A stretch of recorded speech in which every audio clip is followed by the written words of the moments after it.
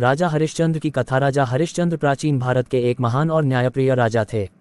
उनकी कथा सत्य, धर्म और साहस का प्रतीक है।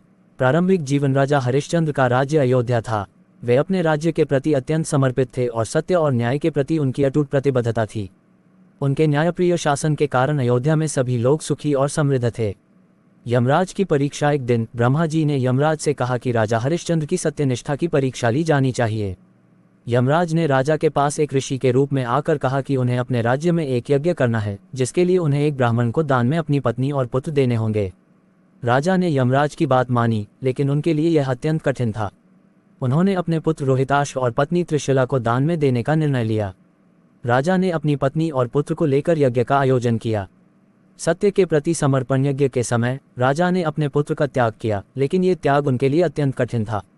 यमराज ने राजा से कहा कि उन्हें अपने पुत्र को यमलोक में ले जाना होगा। राजा हरिश्चंद्र ने अपने पुत्र की मृत्यु स्वीकार की, लेकिन उन्होंने यमराज से कहा कि वह अपने पुत्र के शव का अंतिम संस्कार करेंगे। यमराज ने राजा की सत्यनिष्ठा को देखकर उनकी परीक्षा को और कठिन बना दिया।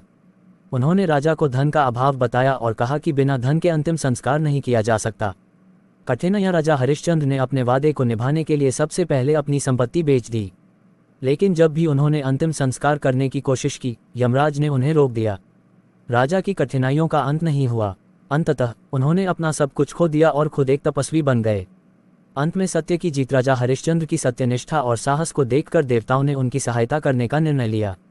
उन्होंने एक दिव्य ब्राह्मण के रूप में प्रकट होकर राजा को उनके सभी कष्टों से मुक्त किया। ब्रह्मा जी ने राजा को पुनः उनका राज्य लौटाया और उन्हें पुनः उनके परिवार के पास वापस लाया। इस प्रकार राजा हरिश्चंद्र ने अपनी सत्यनिष्ठा और धर्म के प्रति प्रतिबद्धता के कारण सभी बाधाओं को पार किया। उनकी कथा ये सिखाती है कि सत्य और धर्म की हमेशा जीत होती है। निष्कर्ष। राजा हरिश्चंद्र की कथा हमें सिखाती है कि सच्चाई और धर्म का मार्ग कठिन हो सकता है, लेकिन अंततः सत्य की विजय होती है।